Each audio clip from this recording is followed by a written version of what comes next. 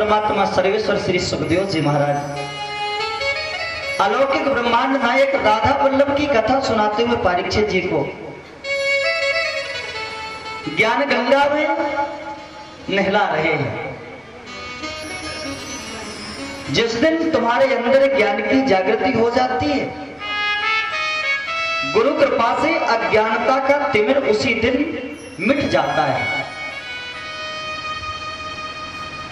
आपके अंदर भक्ति आए, भक्ति के साथ ज्ञान जागृत हो जाए, वैराग्य की प्राप्ति हो जाए, तब परमात्मा का दर्शन संभव है।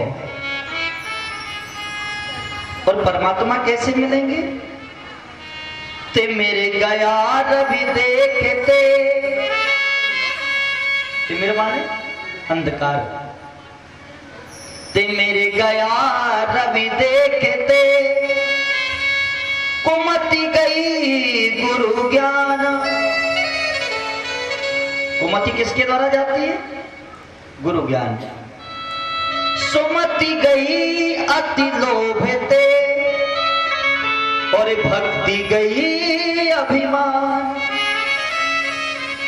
अगर जीवन में तुम्हारे अंदर ये आ गया कि मैं बहुत बड़ा भक्त हूं, जिस तरह से सूर्य के उदय होते ही तिमिर का अंधकार का विनाश हो जाता है, एक सच्चे गुरु के मिलते ही तुम्हारे जीवन में परमात्मा का प्रवेश हो जाता है, अज्ञानता का अंधकार मिट जाता है। सुमति कब जाती है? जब अति लोभ जागृत हो जाता है।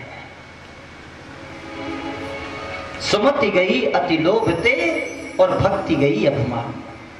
जिस दिन तुम्हारे मन में अभिमान हो जाता है, उस दिन भक्ति चली जाती है। दुर्योधन के मन में अलौकिक अभिमान, सारी समाज का बर्बाद करने वाला और सारी समाज को मृत्यु के गाल में ले जाने का श्रेय केवल दुर्योधन को जाता है। और जितना दोषी दुर्योधन है, उससे कम दोषी महाराज धृतराष्ट्र नहीं है।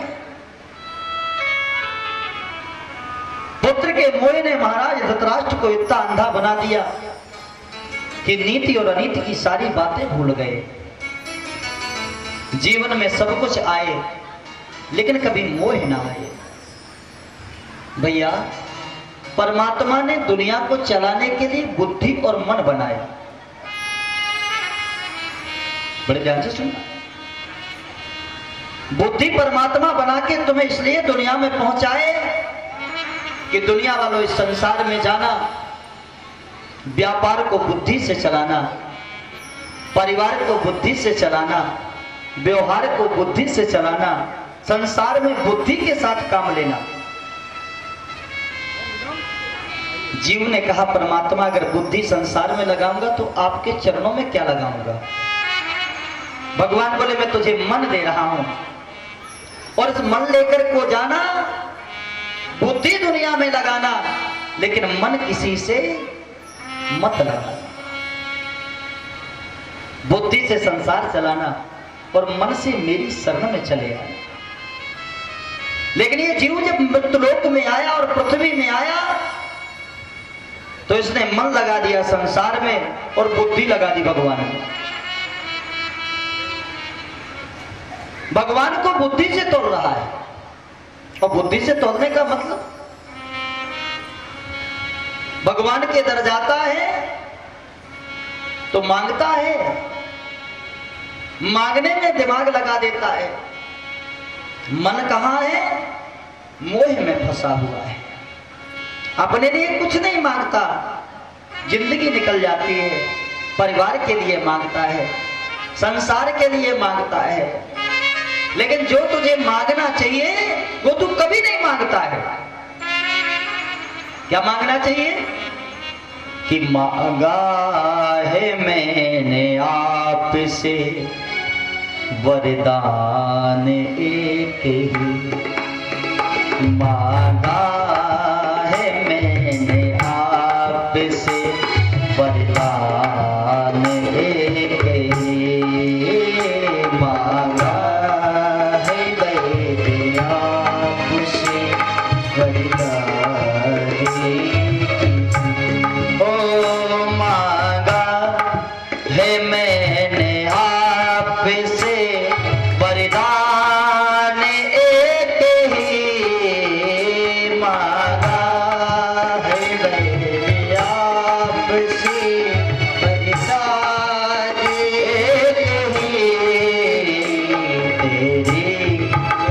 कृपा बनी रहे, तेरी कृपा बनी रहे, जब तक है जिंदगी तेरी कृपा बनी रहे, जब तक है जिंदगी तेरी दया बनी रहे, जब तक है जिंदगी।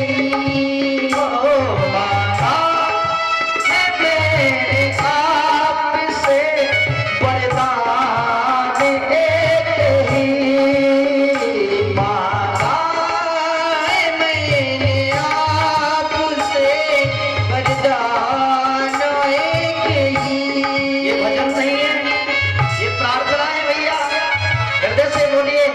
जब भी मंदिर जाइए तो भगवान से बस यही कहिए, मांगा है मैंने आपसे वरदान एक ही, मांगा है मैंने आपसे वरदान एक ही, तेरी दया बनी रहे, तेरी दया बनी रहे, जब तक है जिंदगी तेरी कृपा बनी रहे, जब तक है जिंदगी।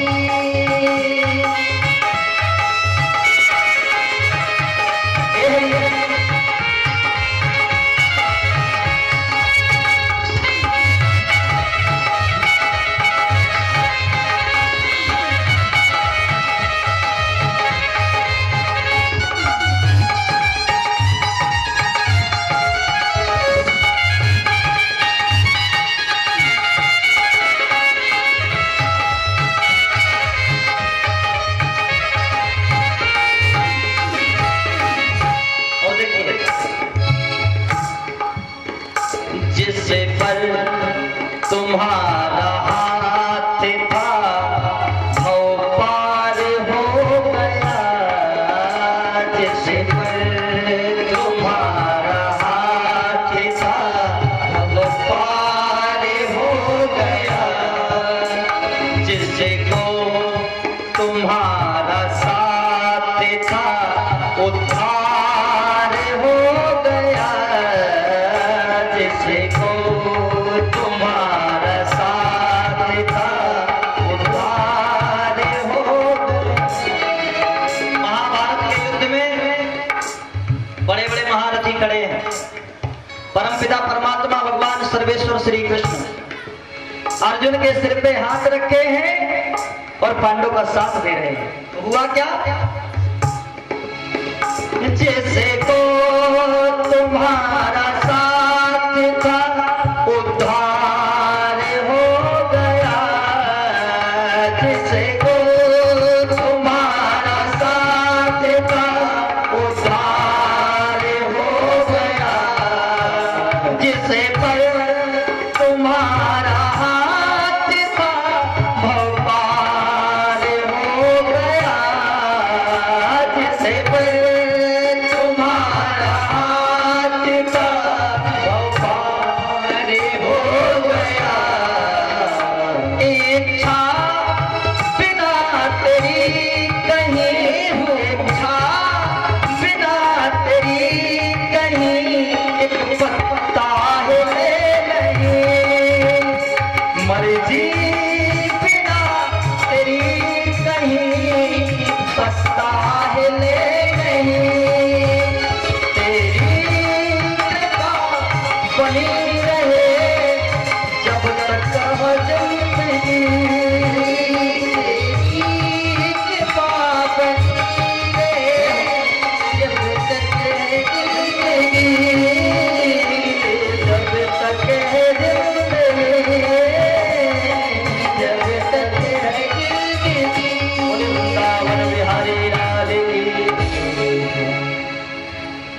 ये लाइन बड़ी प्यारी है ना, तो इसको सब लोग बोले क्या,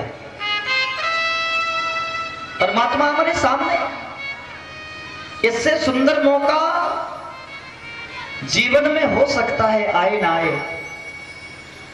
अगर मरने का और भजन करने का समय अच्छा हो, सुन लो, तो कभी भूलना नहीं चाहिए, कभी उस मौके को छोड़ना नहीं चाहिए।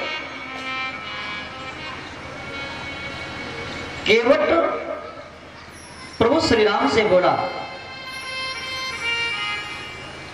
प्रभु यदि प्रभु पारे अवश्य गा चाहूं,